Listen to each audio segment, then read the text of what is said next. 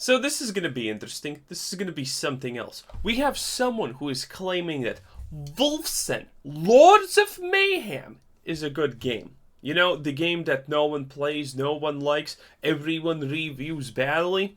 Well, someone is saying it's good, so this is going to be interesting.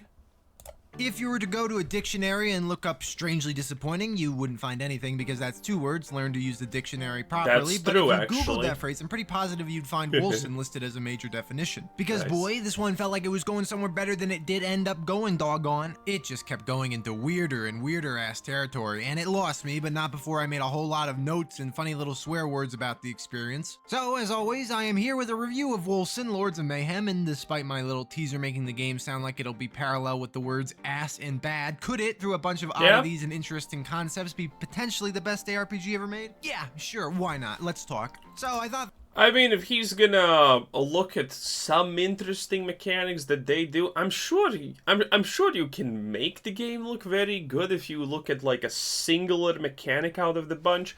But when you look as a whole, there's no way. This is an impossible Goliath feat.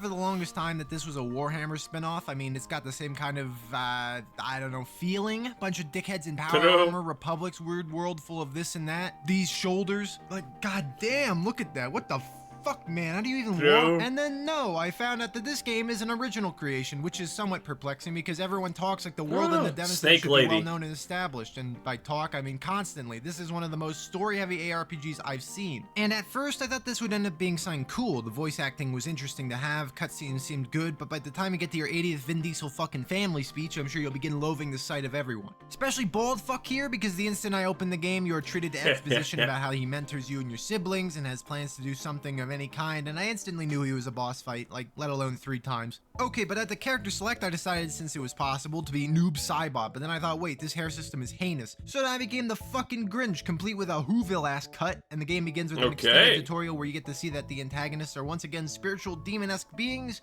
I just want one ARPG to be set in, like, New York City. Anyhow, immediately, the game feels good, like it has some mega impact on attack. Well, that would definitely be a change. Imagine beating up muggers and crackheads. Now that is something else, though.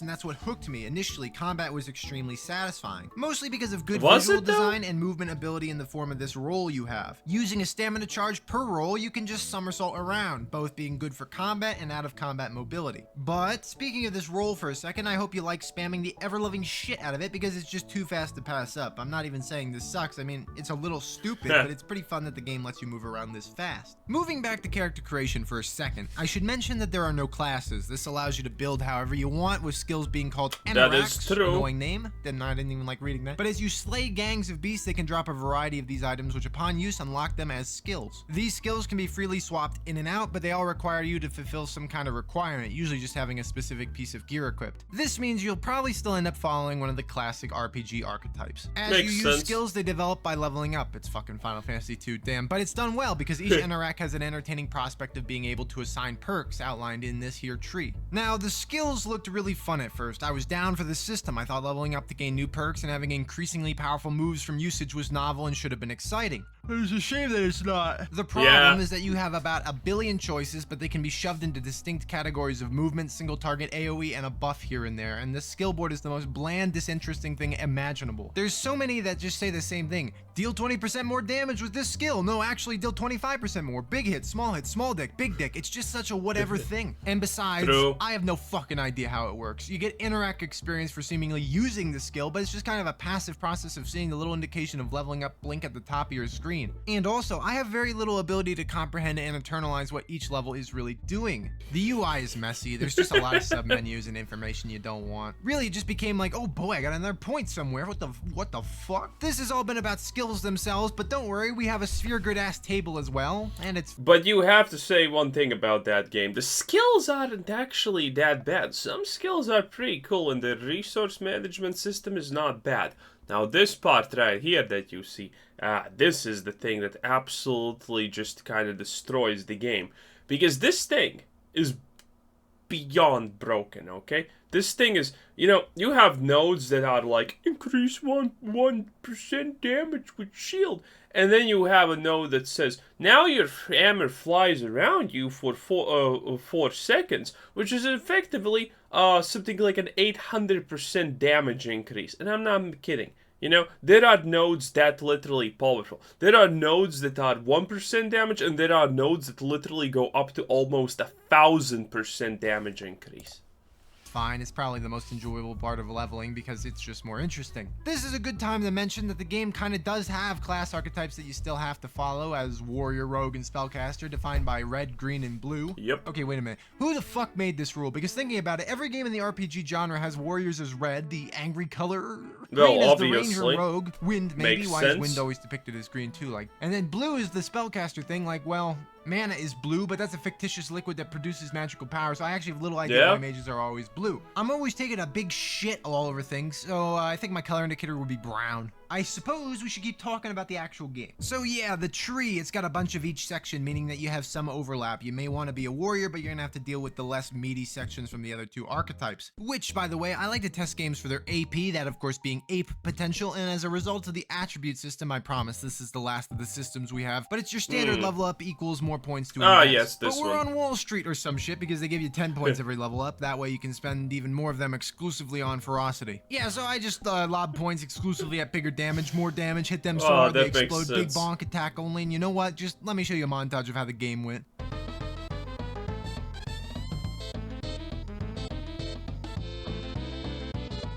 Nothing has changed, huh?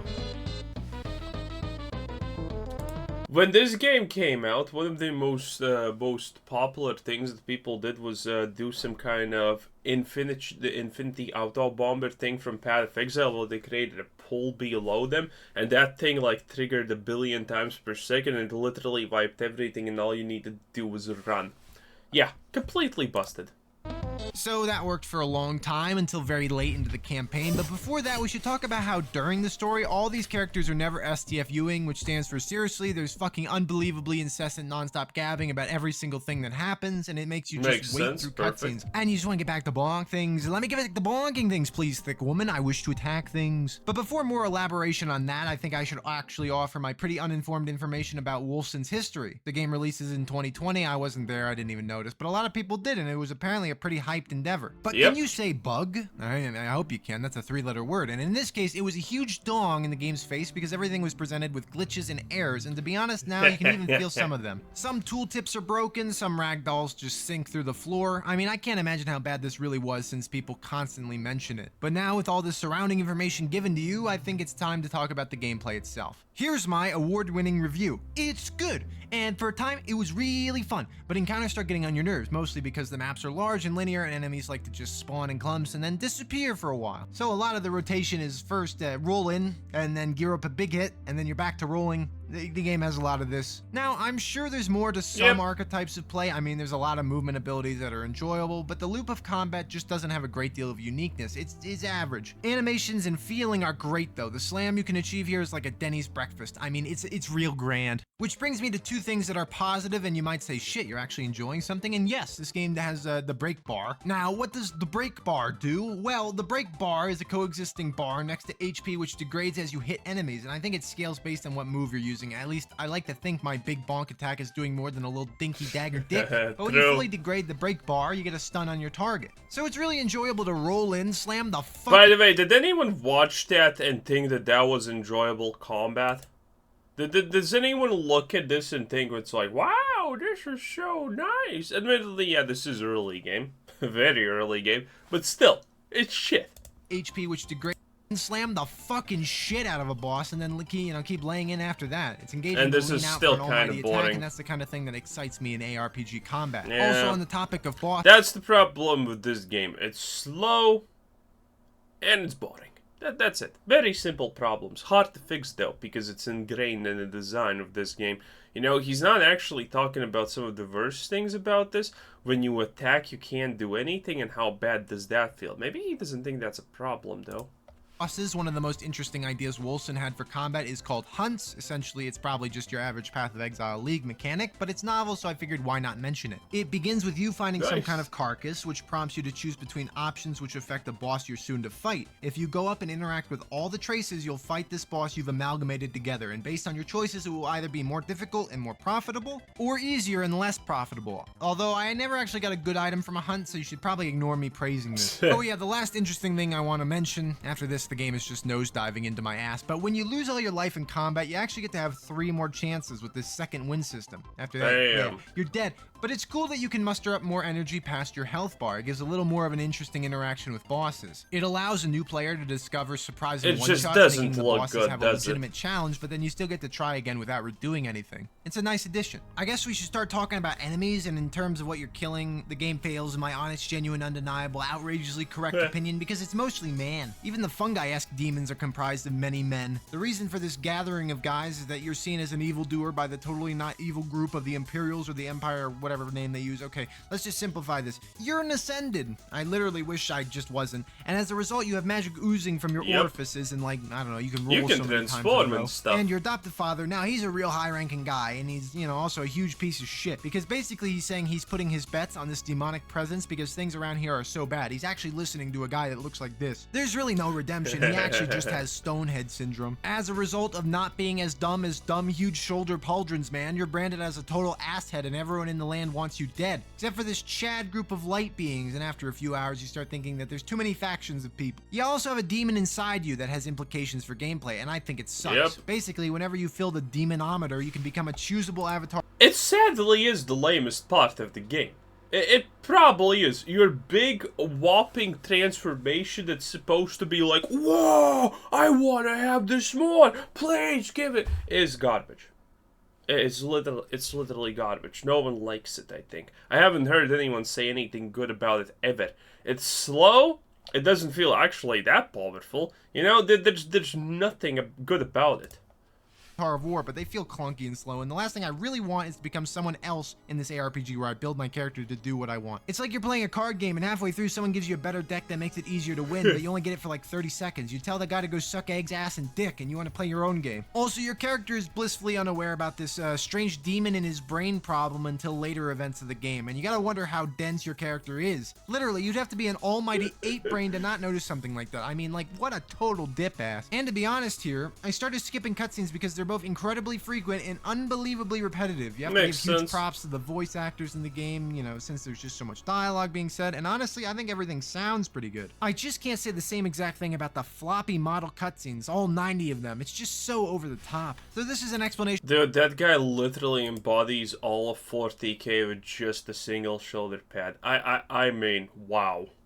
Top. So this is an explanation of why there's about 1 million generic soldiers to kill, and it's also a nifty way of complaining more about the story. And if you think I'm being too unfair about men being the only target for smacking with hammer, there's also spiders and undead. Nice. Look at that, fucking insane. I know I'm not exactly being fair, but the good news is that I don't want to be. Sigma Grind said TBH. But speaking of grind, reading gear. Yes, it's stink. Normally an ARPG is fun because of items being a bit nutty. You know, take Diablo 2. You get a huge ticket item and it's memorable. It's wild. You love everything about it. It's a total prized possession. Here, I can't even determine what item has the best rarity. There's purple uniques and then red legendaries, and I think purples are better, but they feel pretty much the same in terms of power. And then there's this star system. Like, I don't know, what is the difference between 1 star and 5 star? What do you mean look shit up? Fuck you. But that's not the problem. The problem is that gearing Wilson is just such a bore. I don't even care about 80% of the stats on these pieces. It all blends together. Very occasionally did I find something with a fun little modifier, but for the most part, there's a bunch of stats which are hard to determine how good they actually are, like plus 48% ailment damage, plus 22% curse duration on enemy, allows the bearer to use consuming embers, plus 34 material ailment chance score, plus 5-second rage conservation time. I mean, I prefer more damage, bigger crits, huge fucking balls, or just tooltips to explain what each of these things do. Instead, you'll sit there wondering if Ren damage has anything to do with bleeding, or if this and that count as ailments, or what this does, or if grayed out text does something to actually get on an item or not. If it ain't the Bessie, it's a bit messy. That's what we That's what we say here on Seer. We have never That's said that. so In addition, true. there's a socketing system, and frankly, a better name would have been the cocketing system. Firstly, you have a trillion types of gems of varying qualities, and then you have an ass load, and I mean loads of ass of types for the sockets themselves. So if you have a defense 2 socket type or a type 2 diabetes socket, well, go to your gem and find what that particular gem does in that particular socket. If it's nothing you want, well, sucks to be you. You can try re-rolling the socket type, but it begins to feel like a chore. And half of the gems don't even give you anything that exciting. It's more of the mods you can find on gear. And crafting, I mean,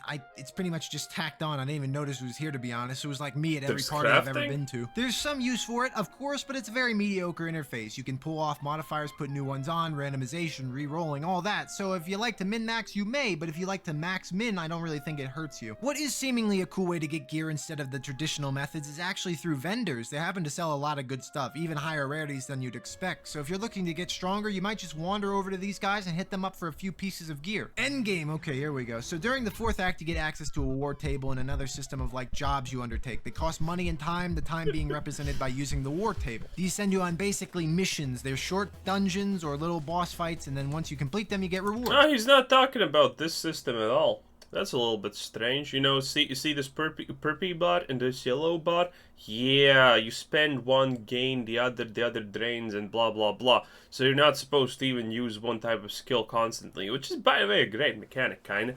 But, it's a bit annoying, I technically guess, but you can do some crazy stuff. For example, be a spellcaster, and when you run out of your energy, you use your focus, and then you boop, boop, boop, boop, boop, boop, boop, and that kind of gets back your energy, because reasons, I guess. Yeah, it's a pretty good system. Now, the final boss is constantly approaching, which is influenced by you undertaking jobs. Now, to this point, I literally only took strength attributes. Literally 100% of the points went into ferocity. That was fantastic until this point, and then it totally stopped working. You have to get a lot stronger from the end of Act 3 to the end of Act 4, and the final boss actually is fairly difficult since you only get one chance at it. If you die, you have to restart Act 4, which is insane. You get to keep all the progress you had made up to the point where you got dumpstered, so just go through the motions of setting up jobs to improve yourself and nerf the final encounter, and you'll be able to overcome it. Now, the same rhythm continues into the endgame, and I didn't see the appeal. You're actually fairly starved for money in Wolfson at first, so I couldn't even utilize a lot of these systems. It opens up completely here, and you can invest in tons of things that do a variety of effects, but I couldn't even determine if any of these missions or jobs, whatever, led to a new boss encounter. The final boss keeps showing up with the same mechanics, so I mean, that's something, but it becomes a tedious farm where I'm not even sure there's a point. I was sad that my enthusiasm ended so abruptly, but there was just nothing left to really experience. I had my fill of rolling in at this point. So let's recap. You have a very story-driven plot, which is annoying, which leads into combat experiences, which are fun for a bit, yet unrememberable in the long run, and then an endgame that is possibly completely pointless and at the very least very tedious. I don't know, I think Wolf... That's a good description. An endgame that's completely pointless. I like it. I like it. Wolfson isn't the best ARPG ever made. It had outrageously good potential, and it was actually fun to play. I want people to know that. If you're looking for a campaign where you just play around with crazy setups and do a lot of damage, then you should give the game a try. If you're looking for possibly the best ARPG... I don't like when people say, like, oh, this game has crazy good potential, it can be the best, biggest thing ever. I hate when people say that, because any game can have that, Like, it's almost impossible to create a bad premises because for a game, because the premises of this game is, you have character fights evil things. Yay. Yeah, of course that has a lot of potential, but the way they have made it, there's no potential. Can they salvage it? Can they make it better? Yes, but that doesn't mean that the game has infinity potential and it could be great. Now, it could have been great, but they made it trash. That's the reality of it. There's no reason to just skip across it and not talk about it, because that's what happened. RPG ever? Well, I think the endgame dropped the ball too hard for that to be the case, and the itemization and the setting and the bugs, it's just, a lot about the experience wasn't perfect. The question is, what do I actually like in an ARPG? It feels like that keeps shifting around. Like, sometimes I enjoy story-based games, other times I enjoy base games with chicken killing for no reason. There might be just too many concepts for one man to critically review, like this genre has an avalanche of systems and concepts and inconsistencies. The good news is that I'm strong of mind and heart, and I think as a result we're going to be able to finally review some of the games we've been... What do you mean when you say hard? As in hard or hard? And teasing so much. Maybe like Diablo 2 or maybe Minecraft Dungeons. Minecraft Dungeons? Well, that's it. Nice. Not bad, Seer. Not bad at all. Good stuff. Admittedly, he didn't save Wolfson from being absolute garbage, but hey, this is probably the best Wolfson review I have ever seen in my life, and this is probably giving the most credit to this game that anyone has ever given in its life. So that's kind of good. That's kind of good. Anyway, like, comment, and subscribe. Have a nice day. Bye-bye.